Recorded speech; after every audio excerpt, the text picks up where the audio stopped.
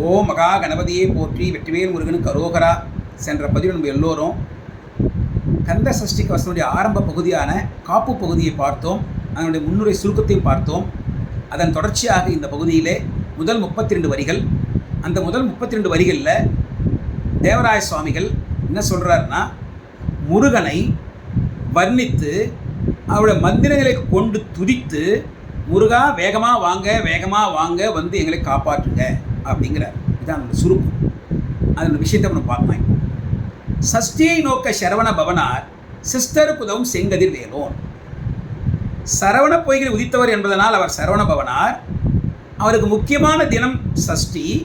ஆகவே சஷ்டி தினத்திலே முருகனை வணங்குபவர்களுக்கு, துதிப்பவர்களுக்கு சஷ்டியை நோக்க சரவண பவனார் அவர் என்ன பண்ணுவார்? சிஸ்டருக்கு உதவும் செங்கதிர் வேலோன். அவருடைய அடியவர்களுக்கு, வணங்கியவர்களுக்கு, அன்பர்களுக்கு உதவுவார். எப்படி? செங்கதிர் வேலோன். ஏங்க, அதாவது செம்மையான ஒளி வீசக்கூடிய வேலை வைத்து கொண்டிருப்பவர்.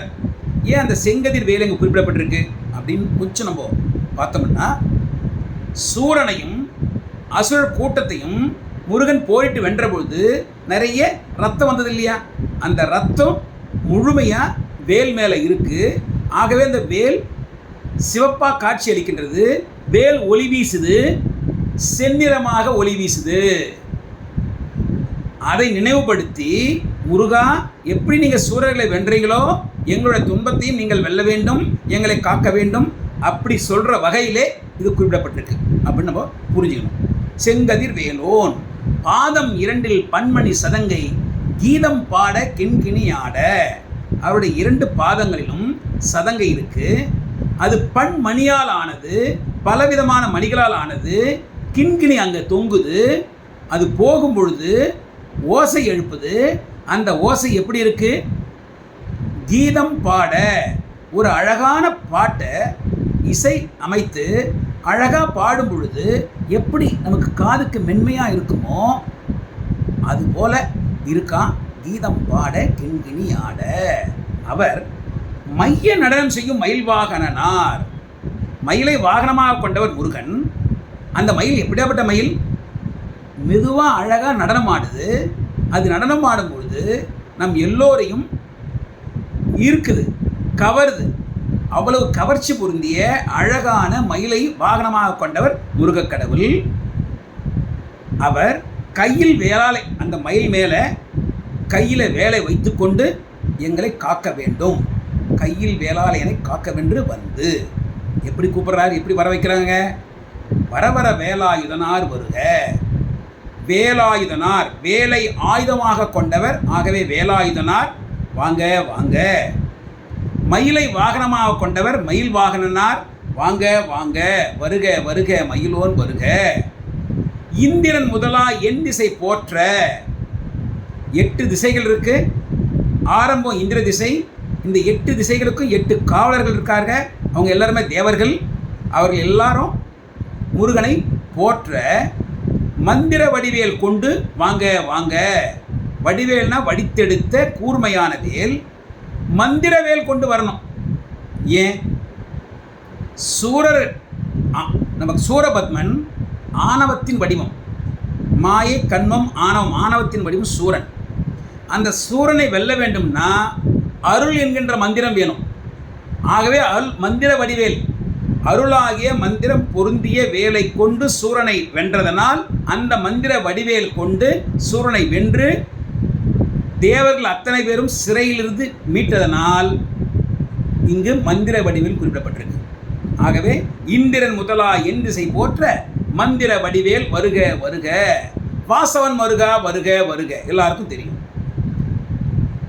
சூரசம்ஹாரம் முடிந்து இந்திரனுடைய மகளாகிய தேவயானை அம்மையை முருகன் மணந்தார். ஆகவே வாசவனுக்கு முருகன் மருமகன். வாசவன் மருகா வருக வருக. நேச குரமகள் நினைவோன் வருக. குரமகள், குரத்தி அம்மை, குரவல்லி, அந்த அம்மையினுடைய மனதில், நினைவில், அன்பில் எப்பொழுதும் நிலைத்து நிற்கக்கூடியவர். ஆகவே நேச குரமகள் நினைவோன் வருக. வள்ளியம்மையும் தேவயானையும் மணந்தவனே வருக. அது குறிப்பிடப்பட்டிருக்குங்க. 6 முகம் படைத்த ஐயா வருக. நீரிடும் வேலவன் நித்தம் வருக. மிக முக்கியமானது. முருகன் திருநீறு அணிபவர், சிவபெருமானும் திருநீறு அணிபவர்.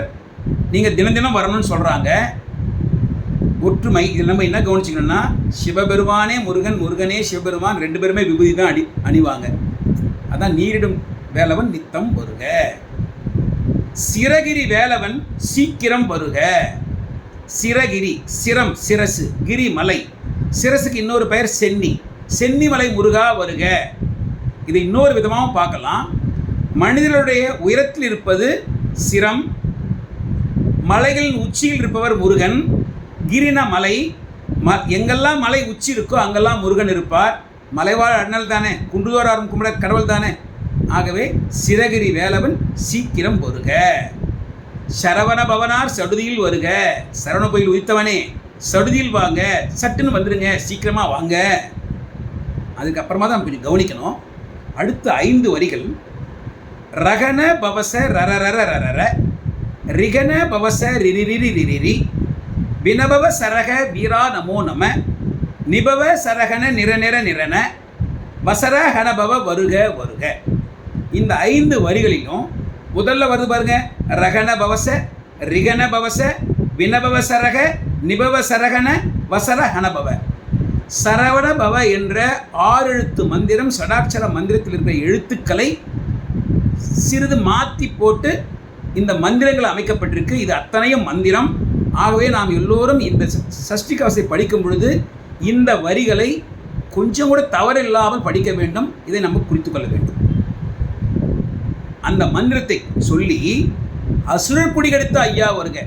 சூரபத்மனை மட்டும் அவர் வெல்லவில்லை, சூரனையும் அந்த குலத்தையே வென்றவர். ஆகவே அசுரர் குடிகெடுத்த ஐயா வருக. என்னை ஆளும் இளையோன் கையில், என்னை ஆட்கொண்டவர் முருகக் கடவுள். இளையவன், பிள்ளையார் மூத்தவன், முருகன் இளையவன். இன்னொரு விஷயம் இருக்கு, முருகன் எப்பொழுதுமே இளையவன், எப்பொழுதுமே இளமையாக இருப்பவன் குமரன். ஆகவே இளையவன். 12 ஆயுதம் பாசாங்குசமும். முருகனுக்கு 12 கரங்கள், ஒவ்வொரு கரத்திலையும் ஒவ்வொரு ஆயுதம். ஆகவே 12 ஆயுதம்.